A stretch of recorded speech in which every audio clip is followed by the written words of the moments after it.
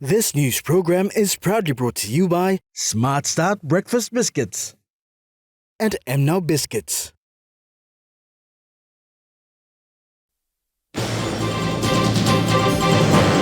PNGTA assures teachers nationwide to get 3% increase. Offending motorists could end up paying hefty fines. And opposition calls for interpretation for DCA agreement between PNG and US. A very good evening. This is National Emtv News. I'm Godwin Eki. Thank you for joining us. We begin this evening with stories on PNG Teachers Association. Teachers nationwide were assured that their long-awaited 3% increase will still be pursued until they are rightfully compensated. This was revealed by the National President of PNG Teachers Association, Aita Sanangepe, yesterday.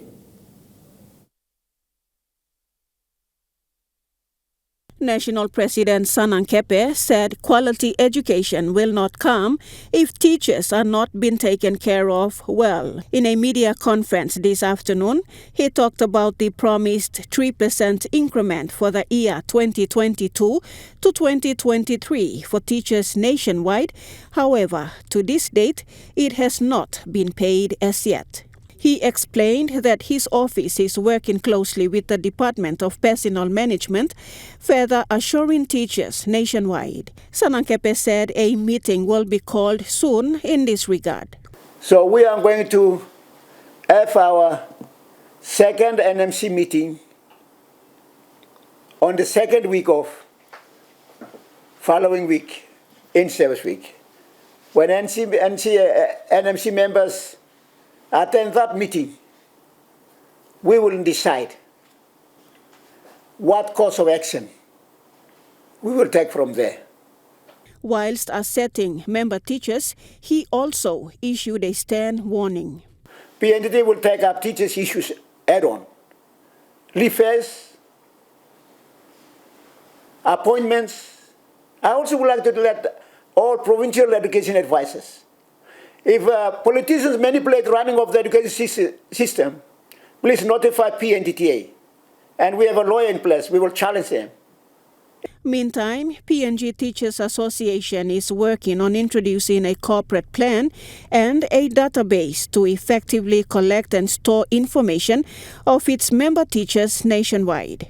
Assistant Secretary Kingston Alu elaborated further on this.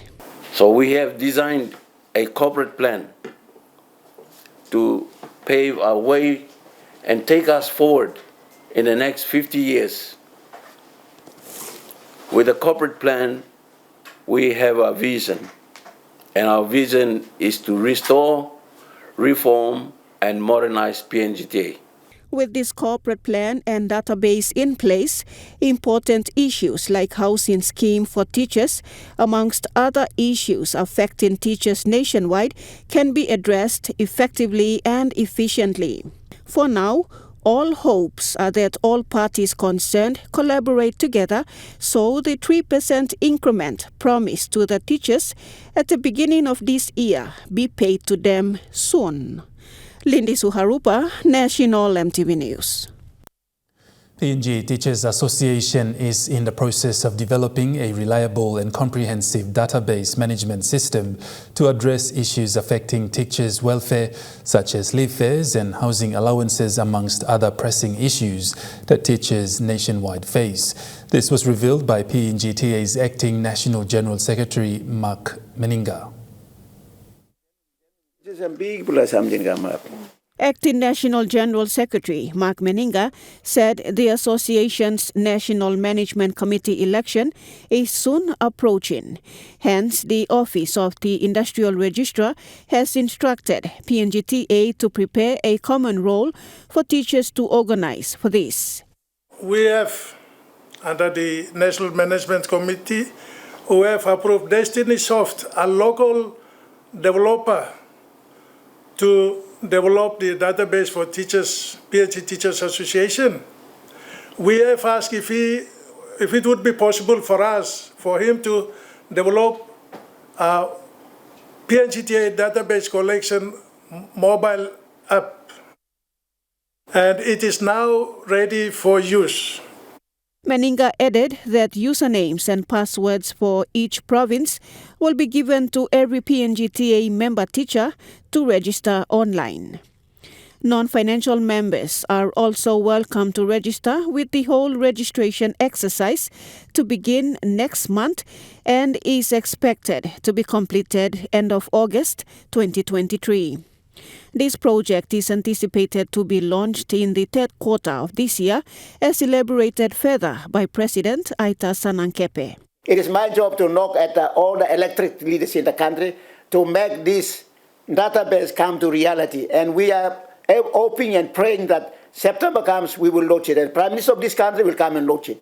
Now, with the implementation of this database, teachers in Lumi in the West Sepik province and Jimmy in remote Western Highlands, together with teachers in the remotest part of the country, can be rest assured that their information will be digitally kept, with pressing issues like leave fares, amongst others, addressed efficiently by the PNG Teachers Association with their information at hand.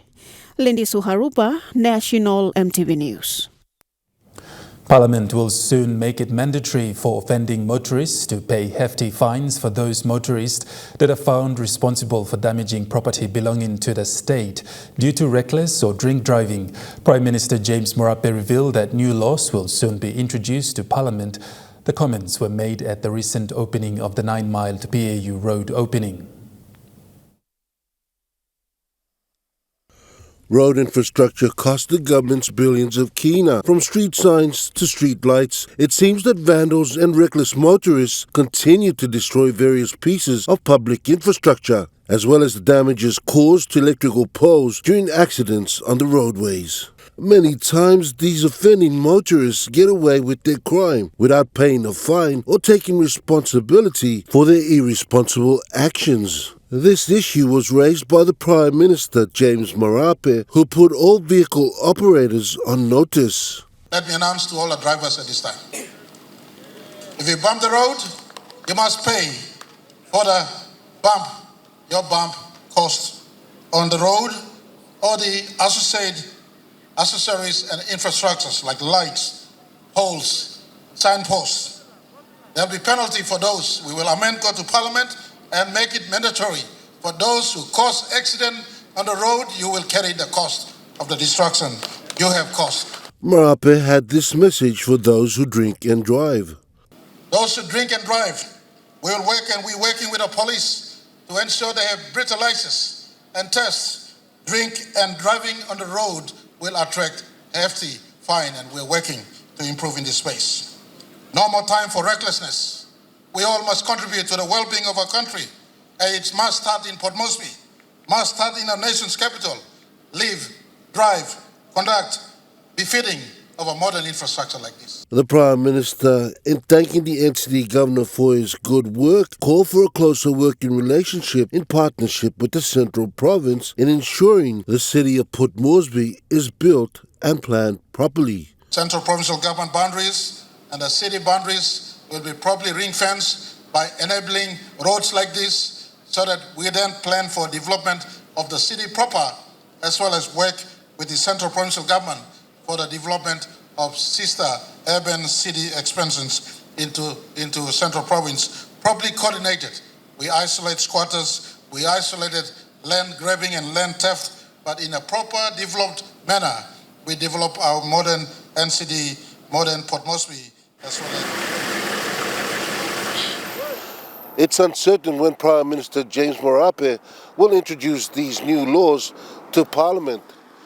One thing for sure is once these laws are passed in Parliament, motorists will have to dig a little deeper in their pocket if they're not careful.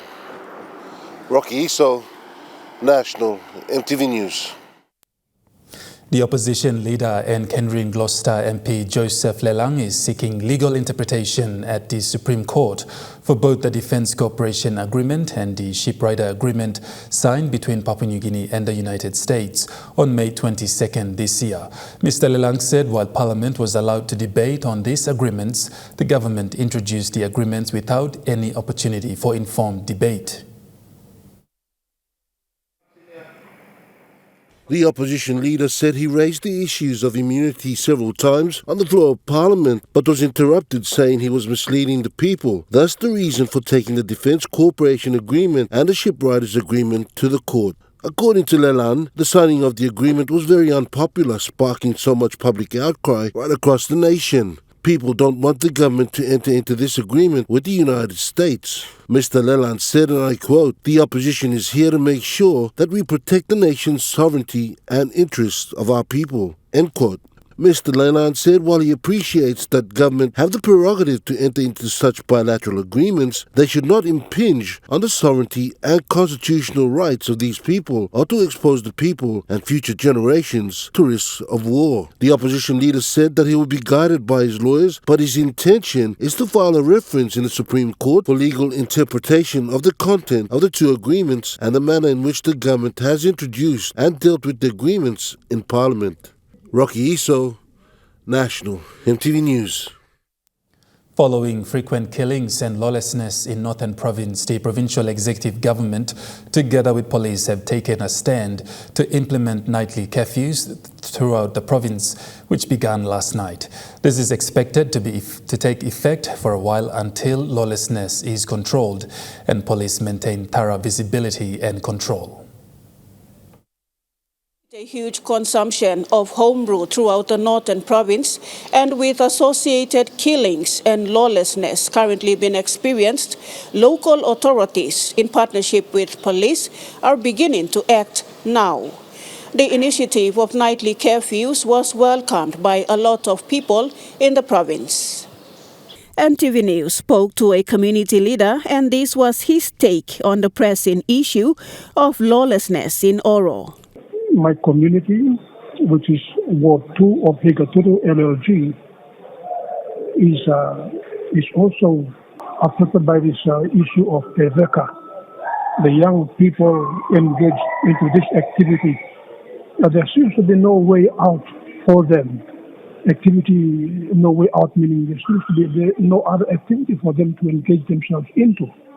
The illegal consumption of this dreadful homebrew, commonly known in the province as Eveka, has caused mental instability and serious health problems to an individual, with youths as the main people affected by this.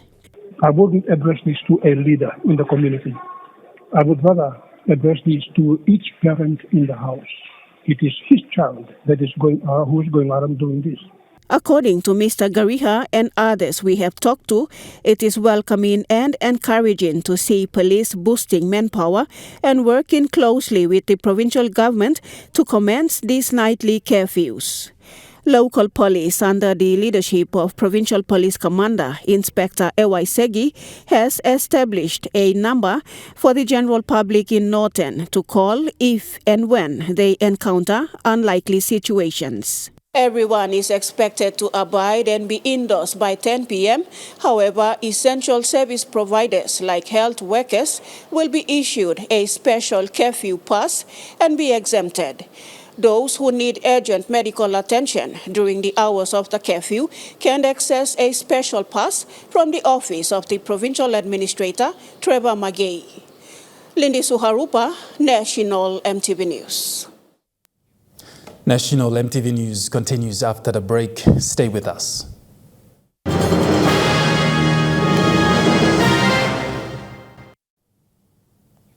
You're watching National MTV News. The National Disaster Center is obliged to respond and provide assistance to natural and man-made disasters around the country.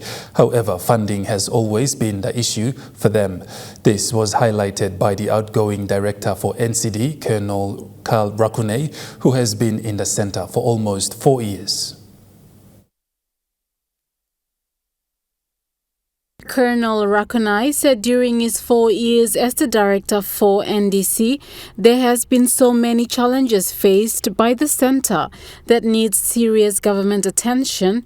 One of the challenges is on funding. Amongst others, a new provision is required in the new Act where government would be obliged to allocate specific funding to NDC each year, which is not currently happening. That funding should then be able to be channeled into the general trust account, where it can be used by the Senate to probably prepare and respond to disasters, which is currently not the case at the moment. Colonel Rakunai outlined that some of the challenges will be achieved only if NDC work together with relevant stakeholders to address challenges. He said NDC should be a standalone entity and must have a separate funding from the government. The intent is for NDC to be a standalone entity and have a self-accounting system, and also have its own budget line to have access to funding and avoid struggles it's going through today. Once the center is established as a standalone entity, New Acting Director Mr. Mana said in his capacity as the new director, he will push for more support from the government. So the acquisition of the new agency code will enable us to have separate budget line, which will enable the center to prepare and present our own budgets. Currently, the budget allocation for NDC is controlled at the provinces and district level, and NDC have no control over the funds to assist people when disaster strikes. We are administratively linked to the Department of Provincial and Local Level Government Affairs. So our operational budget is funded under the DPLGA's activity line. So that is the issue now we have. The new acting director also highlighted the need for a review for the NDC structure and corporate plans, stating that this is priority. Cynthia Maku, National Emtv News. The Minister for International Trade and Investment, Richard Maru, has confirmed that mining company Newmont is committed to maintain a listing on the PNG Stock Exchange. The confirmation comes following the merger by Newmont and Newcrest and concerns of any delisting of Newcrest from the PNG Stock Exchange that would affect shareholders. Buildings, all the high-rises. The Minister for International Trade and Investment, Richard Maru, is hard at work taking steps by widening up the market through regulatory reforms in order to make PNG capital markets robust and agile. He also confirmed Newmont's commitment to PNG. As you know, I took out a press announcement last week where I talked about Newmont and about how I'm saying that we cannot allow them to come into the country without listing their stocks on the Port Moresby Stock Exchange. I'm happy to inform the media that the CEO has written to me that they want to cooperate, and we'll be working with them to ensure that they are listed here so that our citizens can participate. The proposed merger between Newmont Corporation and Newcrest Mining Limited raised eyebrows a week ago, with Mr. Maru speaking of the potential possible implications for Papua New Guinea's capital markets. So, the company that they are buying is Newcrest. Newcrest owns Lehi Mine. Newcrest also got mines in Australia. They're a big mining company. They are listed here in our National Stock Exchange. And we have, 2,700 Papua New Guineans who are investors in that company. If we don't get Newmont to list, somebody will pay them off and they're gone. And no Papua New Guineans will be investors in the new Newmont, which is taking over here and buying Newcrest. So only foreigners will start to come in and own all these companies, and only the Morbe provincial government, the state, and the landowners will be investors in Wafi-Gopu. In concluding, the minister revealed that major reforms will be announced in August when Parliament sits. The only way to get the rest of PNG to invest in our own mine in Wafi-Gopu is to do a listing in Port Moresby. That's why I'm saying you will not come here until you sort this out. And they are talking, and we will talk. But then the issue is, how about the weakness of your Securities Commission? I have to deal with that issue. How about the weakness of your stock exchange and the people that run the stock exchange? So we are not dealing with it by appointing the best people on the board. So media is plenty of question about. There's no issue. We have the best board in place now. Work with them. We are working to reform the capital market by a new legislation in August. So please don't give me excuses. Rocky Iso, National Emtv News. With the significant rise in population in the nation's capital comes the increase in the demand of ambulance services. This was expressed by St. John Ambulance CEO Matt Cannon, who said it is vital to keep up with these demands. Serving the nation's capital for 4 decades now is the St. John Ambulance. CEO Matt Cannon expressed how better ambulance service can be done in the National Capital District, given the ever-present need for it. Important that we can work with the National Capital District Commission, Governor Parkop and his team to meet that demand and expectation from the National Capital District community.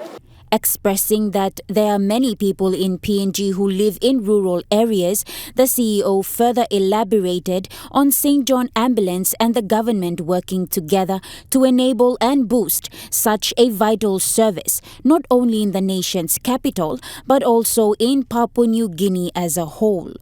Across the country, it's a priority, and this has come from Prime Minister's directive to St. John Ambulance Council, led by Dame Jean, is that St. John needs to be in more places around the country. And so working hand in hand with the government of the day, working with the Department of Health and the provincial governments to reach more communities, to make sure that this ambulance service that Morro Bay, East New Britain and National Capital District Central Province benefit from can be available to people in other provinces as well.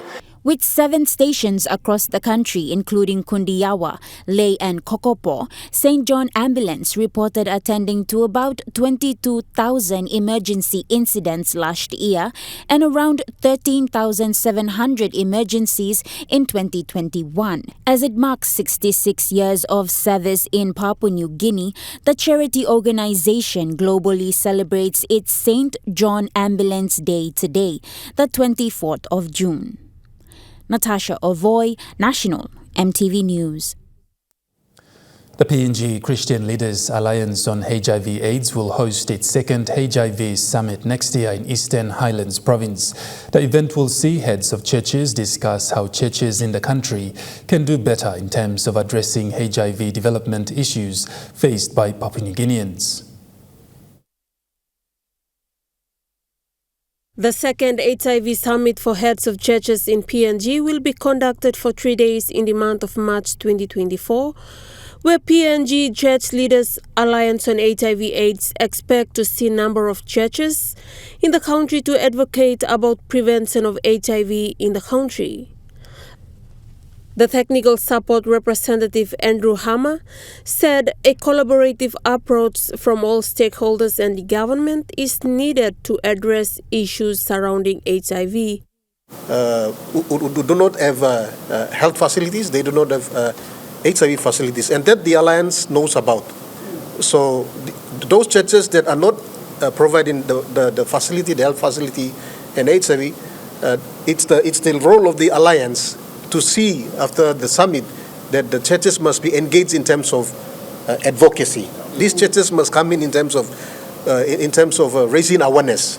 If the other churches are providing the actual health and healthy HIV services, we need the other churches to engage in prevention. Mr. Hammer said they are engaged to provide technical support and advice to the board and the committee in terms of the tasks assigned by the board. We want to see an increase in HIV prevention messages coming out from the churches.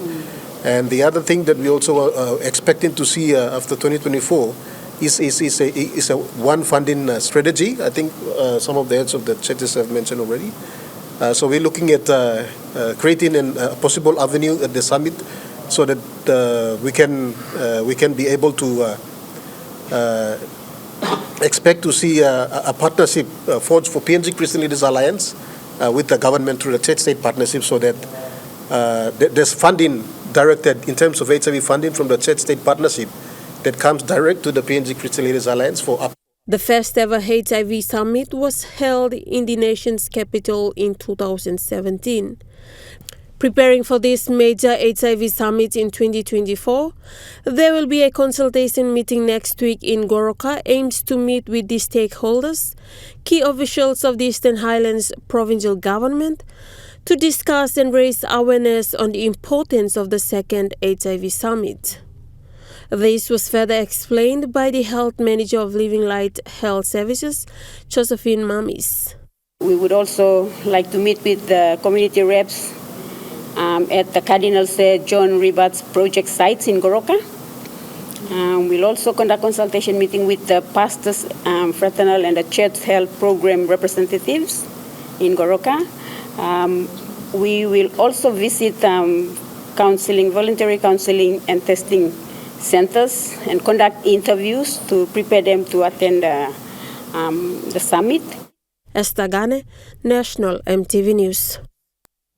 The PNG Christian Leaders Alliance on HIV and AIDS has pledged its commitment to addressing the HIV and AIDS epidemic. PNG Christian leaders have come up with an innovative way to combat this deadly disease, and that is to fight HIV and AIDS with the Word of God. Senior pastor at Borko Baptist Church said churches engaged not only for people to go to heaven, but to be responsible in living here on earth. Therefore, they have a vital role in responding to HIV/AIDS in the country. We want to advocate on HIV-related stigma discrimination. We want to make it zero with the love of God. This cannot be dented. This trend that is going cannot be dented with money, cannot be dented with power, with politics, but only by the love of God. And who carries that love of God? The church does. On the vulnerable population, we want to advocate on HIV policy matters, on programs and funding. He said there are two things that affect the soul of man, and these are sin and the grace and mercy of God. Two things affect the soul of man. Effects of sin are tremendous. Only the grace of God can bring that renewal and life one more time. And we do have a positive outlook towards it. We know if we are able to help our people within the basic foundation of our society, which is the family, we want to take this gospel message into the family units. SDA Pastor Simon Vatali says HIV/AIDS is a non-discriminative disease that can affect anyone. Therefore, a collaborative effort is needed to address this issue. To address the issue, we have to be together. It's not one man's, one church organization or one group's task. It must be a corporate, collective, all right, stand together to address this issue so that we can help to support and help to survive or maintain what we need to say, the healthy community and strong nation here in Papua New Guinea. PNG Christian Leaders Alliance on HIV/AIDS has already partnered with United Nations Population Fund through the signing of Memorandum of Understanding early this month. Upon this signing of MOU, the country representative of UNFPA, Mariela Sanda, stated that churches have a well-established structure and communication system which can be utilized to raise awareness on HIV prevention and access to sexual reproductive health services. Esther Gane, National Emtv News. National Emtv News continues after the break. Stay with us.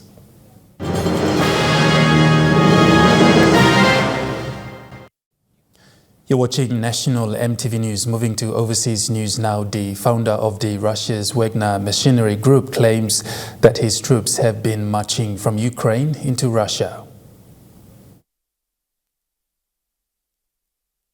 The announcement came soon after the Kremlin accused Mr. Prigozhin of calling for an armed mutiny after he accused the Russian military of launching a military missile strike against his men.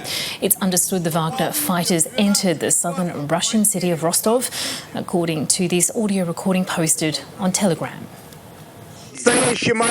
Right now, we have crossed the state borders in all directions. The Border Patrol came out to greet us and to hug our fighters. We're entering Rostov now. The units of the Defence Ministry, better say, the conscripts who were thrown here to block our way, stepped aside. We are not fighting the kids. We are not killing children. Chago kills children, throwing unprepared soldiers into war. He set 18-year-old kids against us. Meanwhile, Russian security services have opened a criminal investigation into Mr. Prigozhin, calling for his arrest. In Moscow, riot police and the National Guard have been scrambling to tighten security at key facilities and government agencies, indicating just how seriously the Kremlin is taking the threat. Russia's military has urged Wagner's troops to obey the will of the President Vladimir Putin and return to their bases. Residents are beginning to return back home after evacuations were carried out 2 weeks ago due to the dam disaster in Ukraine. Not only have homes been flooded, now the floods are somewhat subsided, but a lot of animals, people have been killed. There's a lot of pollution. Barrels of oil from the Kakhovka reservoir are mixed into the water. There's no fresh water. There's no food to eat. The farmlands are flooded. So it's a real disaster. The United Nations has warned people that the West Bank situation could deteriorate rapidly. 14 Palestinians and 4 Israelis have died this week in escalating violence. The United Nations has raised concerns about a rise in the use of advanced military weapons by Israel and urged the country to bring its actions into line with international law. This sharp deterioration is having a terrible impact on both Palestinians and Israelis, and we call for an immediate end to the violence. National Emtv News continues after the break with Trukai Sports. Stay with us.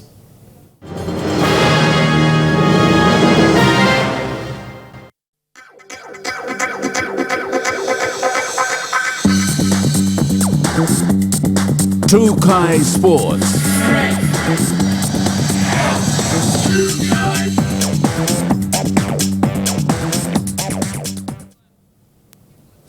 Welcome to Trukai Sports. In conjunction with the International Olympic Committee and ExxonMobil PNG, the Olympic Week celebrations in the lead-up to Olympic Day was celebrated with a myriad of sports activities centered on the theme, Let's Move, which also included Goroka and Kavieng joining in the celebrations. The initiative is supported by the World Health Organization through its partnership with the International Olympic Committee that combines the power of the Olympics and the World Health Organization's advice on physical activity to help inspire and motivate people to move for better health. In Port Moresby, the Olympic Day celebrations continued earlier this week at the University of Papua New Guinea, where the Unity Games were held. Activities included information on the Let's Move campaign, Olympic Values Education Program, and fun games. The 2023 Olympic Day theme is Let's Move, which saw members of the public at Ella Beach also join in the global Let's Move campaign for a better health.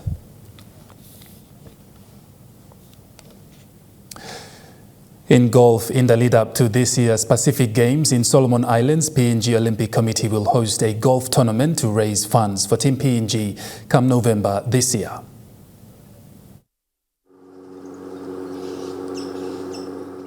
Now, registrations are now open for Prime Minister's Corporate Golf Challenge, where respective events will take place here in Port Moresby and Lae Morobe Province. Now, PNG Olympic Committee says registrations are now open for interested corporate and private sectors to apply to support Team PNG that is preparing for the 2023 Pacific Games, which will be held in Solomon Island later this year in November. Now, most of the funds raised from these two respective events in July and September will go towards Team PNG's preparations for the Pacific Games come November this year. Trukai Sports continues after the break. Stay with us. Trukai Sports. You're watching Trukai Sports. We continue with local sports. Round 11 of the PNG NRL competition this coming weekend will witness a double header in Port Moresby on Sunday. Most of the matches will be played outside of Port Moresby starting tomorrow. National Rugby League competition in the country has about 8 rounds remaining before it enters into the grand final round. This coming Sunday will witness a double header in Port Moresby, while most of the matches will be played outside of Port Moresby on Saturday. To kick-start round 11, the first of the double header, the NCDC Port Moresby Vipers will take on the Civic Pride on home turf at the National Football Stadium in Port Moresby. The next and main game of round 11 played here in Port Moresby will see the Central Dabaris take on the Hella Wigmen as both teams compete for the top post in round 11. Meanwhile, the National Rugby League competition as of this coming weekend's competition will have 7 more rounds remaining before all the teams go into the elimination round, the quarter-final round, the semis and the grand final to complete the 21 rounds of the competition before the top team takes home the 2023 trophy and the winning title to end the season. Barely started and having to cease following the COVID-19 pandemic 3 years ago, today marked the launch of the Vanapa Brown Rugby League. Vanapa Brown Rugby League President McShane Savino is confident that this league will further contribute to nation building.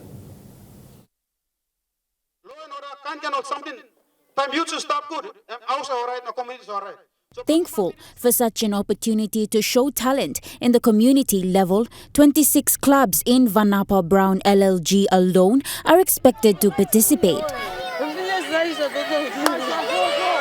Despite the absence of the member for Hiri Koyari, Keith Iduhu, the launch proceeded embraced by encouragement as well as challenges from Ward Councillor George Potegirisa, the league president McShane Savino, a representative for the member for Hiri Koyari, Junior Muli, and an honoured guest from the PNG Rugby Football League, Indy Verena, who encouraged the LLG to look into junior rugby. To seal the legitimacy of the Vanapa Brown League, President Savino presented the league's compliance and affiliation documentation to Indy Verena. Led by the teams, Vipers and the Medics, the launch was complemented with a pre-season playoff, seeing 6 teams go head-to-head today. Natasha Ovoy, Trukai Sports. That ends Trukai Sports. The Money Plus weather report is next. Stay with us. Trukai Sports.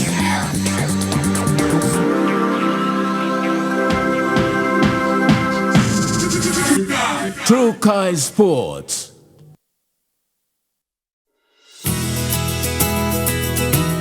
This weather update is proudly brought to you by Money Plus. With you always.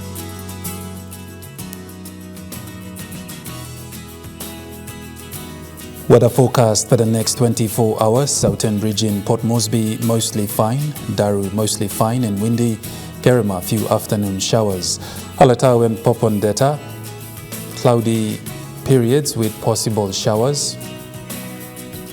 Momase region, Ley few showers, Medeng some showers and possible thunderstorm. Wewak and Vanimo, cloudy periods with few showers and possible thunderstorm. In the New Guinea Islands region, Lorengau, cloudy periods with occasional showers and possible thunderstorm. KV and Kokopo and Rabaul, cloudy periods with some showers. Kimbe, cloudy with periods of rain and possible thunderstorm. Buka, partly cloudy.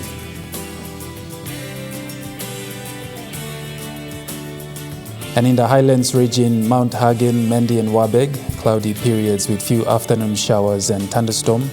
Goroka and Kundiawa, partly cloudy with few showers.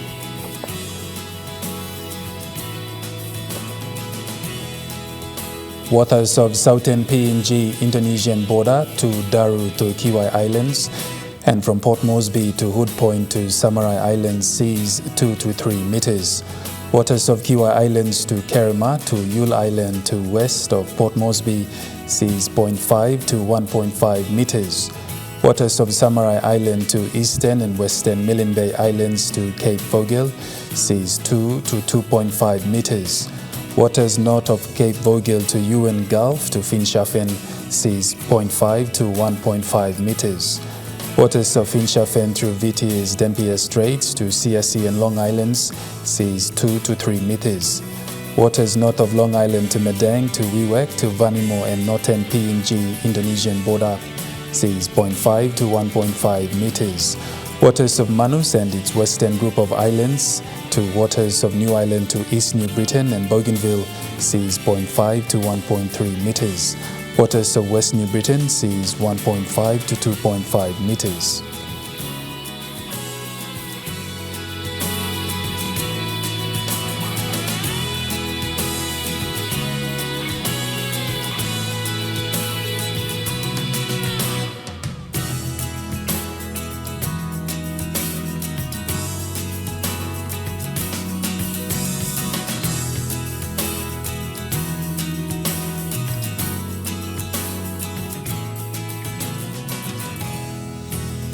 And looking at the ocean forecast, Coral Sea sees rough southeast winds of 25 to 33 knots. Solomon Sea sees rough southeast winds of 20 to 30 knots. Prismax Sea sees slight east to southeast winds of 10 to 15 knots. And Pacific Ocean sees smooth to slight northeast to east winds of 5 to 15 knots.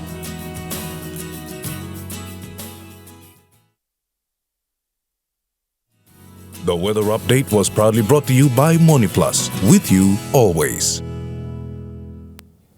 And that wraps up the news, sports and weather for Saturday, the 24th of June, 2023. From all of us here, safe and wonderful weekend. Bye for now.